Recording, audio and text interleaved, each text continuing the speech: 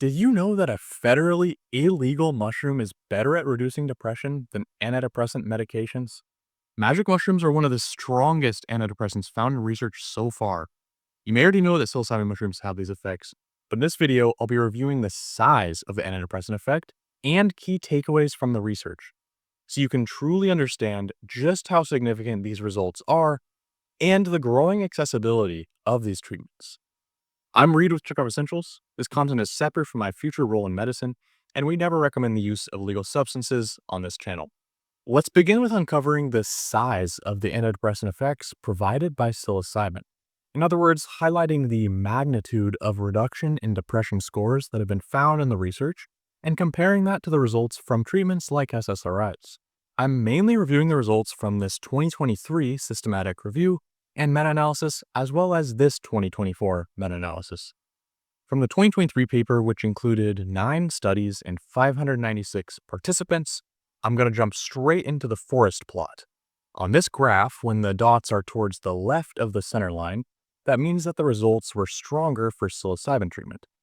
As you can see, every single dot here is towards the left, meaning psilocybin was shown to be more effective than what it was compared against in every case. In terms of effect size here, when the standard mean difference, or SMD number, approaches -1 on that line on the bottom, it's quite a large effect. Across all studies, the average was -0.78, very close to -1, and they refer to this effect size in the paper as large and significant, which is pretty clear when looking at the forest plot.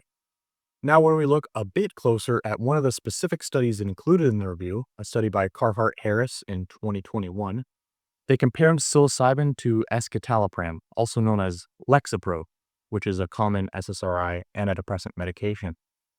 The study found an 8-point reduction on the QIDS depression scale for the psilocybin participants and a 6-point reduction with the Lexapro participants. This may not seem like a large difference, but it gets much more interesting when looking at the response rate and the remission rate. The response rate being the percentage of people who had a positive response from treatment, and the remission rate being the percentage of people who had their depression go into actual remission.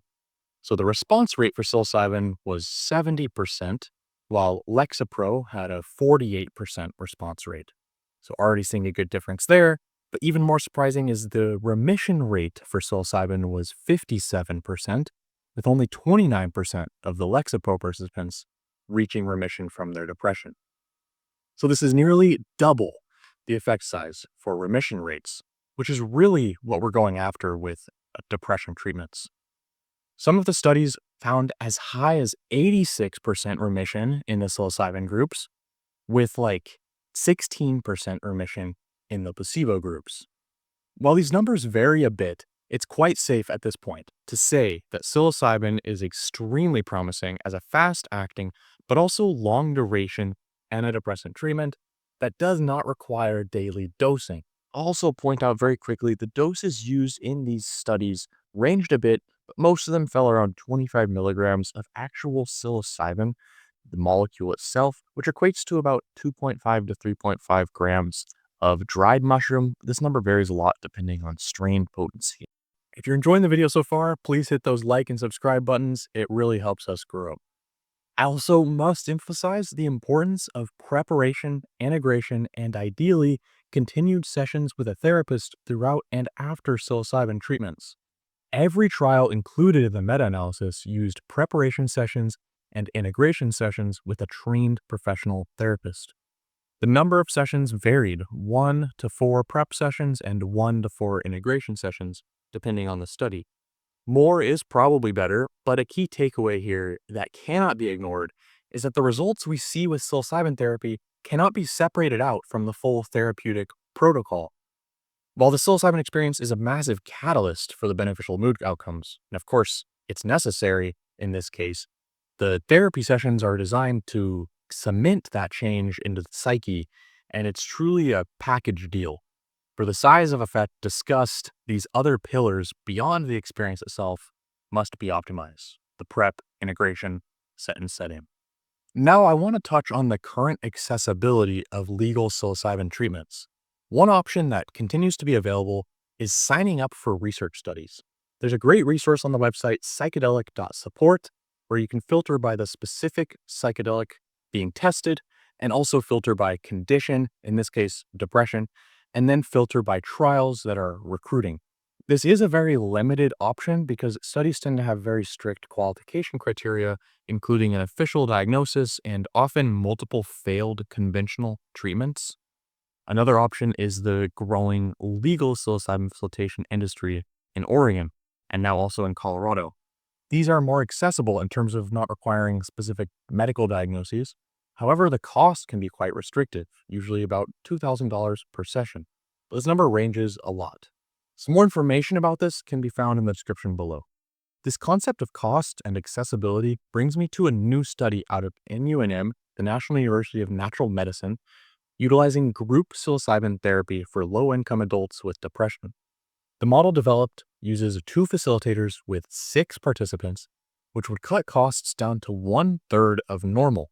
This study used 2 preparation sessions, 2 psilocybin dosing sessions, and 1 integration session.